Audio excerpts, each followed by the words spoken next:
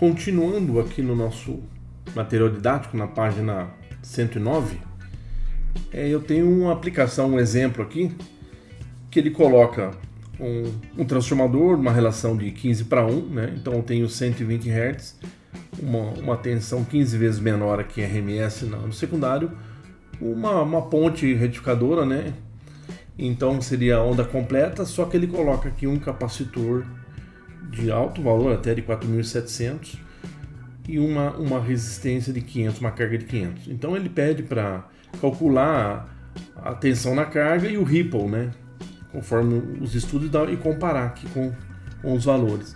Só que assim, se você olhar o valor que ele colocou aqui, de uma carga de 500 ohms, e esse valor da capacitância é bem alto, o ripple é muito pequeno, né? Ele deu aqui no caso, ele deu um ripple de 35 milivolts, né? Então daria 0,035 volts, é bem pequeno. Eu só estou montando no LT Spice mesmo, só coloquei uma resistência de 100 ohms aqui para ter um ripple um pouquinho maior para nós percebermos aqui no LT Spice esse ripple, e a gente calcula em cima desse novo valor, ok? Então vamos para o LT Spice. Então é o mesmo retificador lá, né? Usando o transformador. Então a relação aqui, olha, eu tenho a indutância do primário de 225, do secundário é 1. Se eu dividir esse valor por esse, vai dar 225. Se eu tirar a raiz quadrada, dá 15. Então é a relação de redução de 15, né? Então a gente vai confirmar os valores aqui, né? Então eu tenho um capacitor de 1.700 e aqui eu coloquei uma carga de 100, conforme dito. E vou fazer uma análise transiente aqui, né? Fazendo uma análise transiente em um período aqui de 3 ciclos aqui, né? Então é 1 sobre 60 Hz vezes 3 para mostrar uma janela de 3 ciclos aqui de 60 Hz, ok? Então análise transiente para a gente ver as formas de onda. Então vamos começar aqui medindo sempre a alimentação na entrada, que vai ser 120 volts, RMS está aqui, 120 volts, ok? Vou fazer aqui a saída no transformador, né? Vou pegar aqui e vou fazer 2 vezes só para ficar só com essa forma de onda. Então aqui eu estou com uma tensão, não é isso aqui agora, é só eu pegar aqui, ó.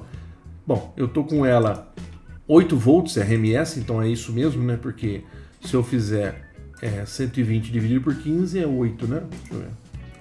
120 volts, a relação de redução de 15, 8 volts RMS foi o que deu ali, RMS. Só que o de pico, né? Então o RMS, ó, clico Ctrl, o RMS é 8, certinho. Mas o de pico é vezes raiz de 2, que vai dar aqui 11,3, né? 11,31, ok? A tensão de pico.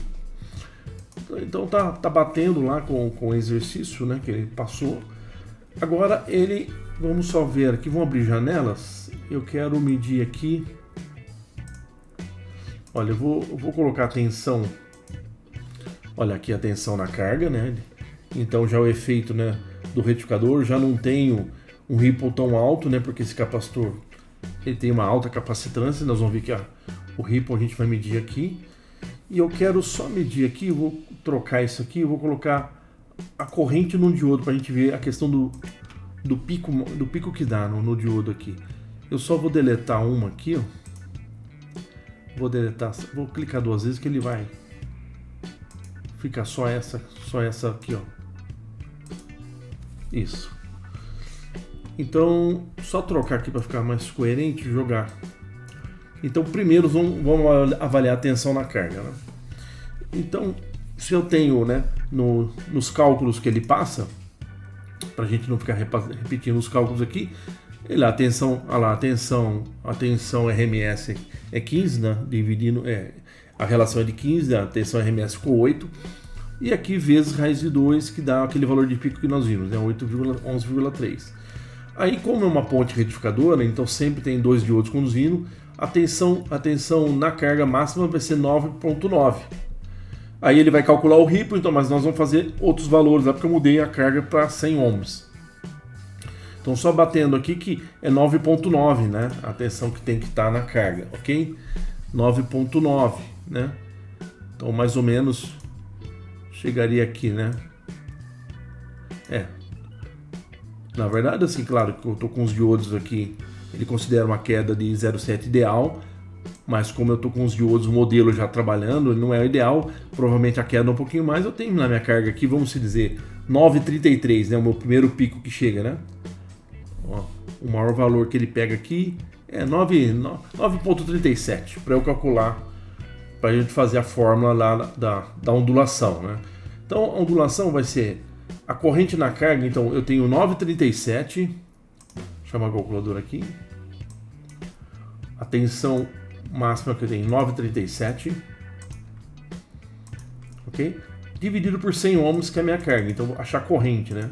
Essa é a minha corrente, então a corrente aí vai ser, a fórmula é, para tensão de ondulação é igual a corrente na carga, né? A corrente máxima na carga, dividido pela frequência vezes a capacitância.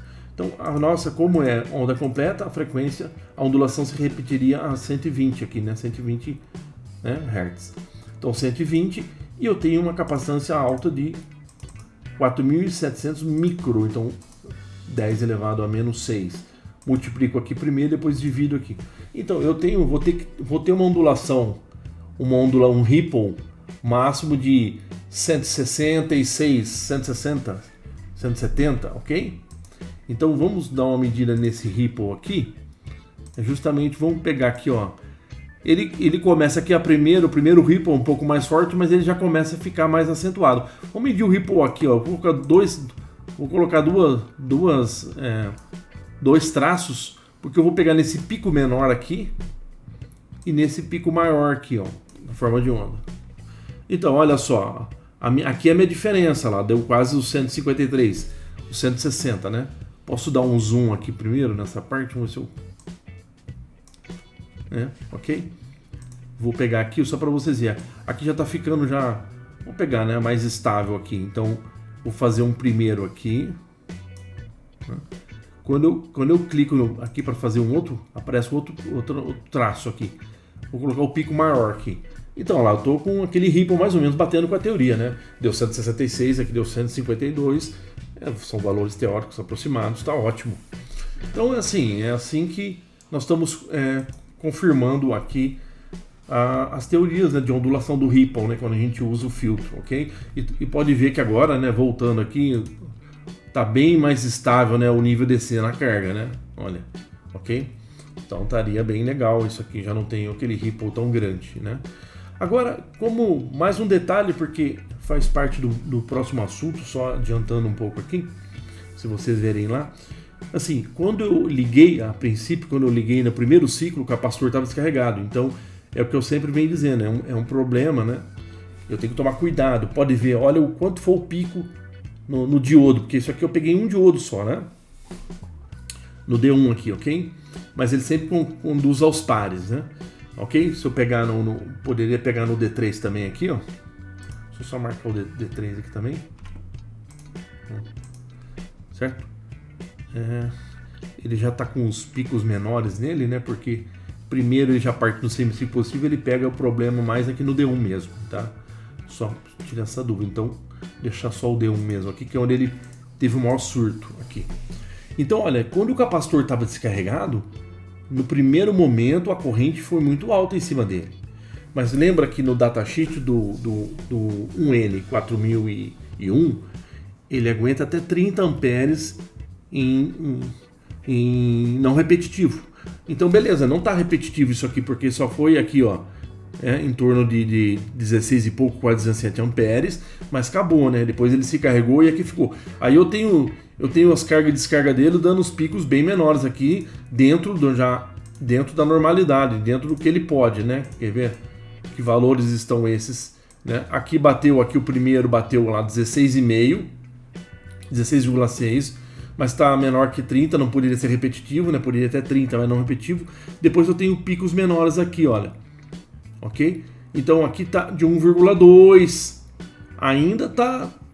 já depois melhorou aqui. 1, né? Eu tenho que ficar dentro da máxima corrente, é 1. Então aqui para ser repetitivo, tá dando 1 aqui, né?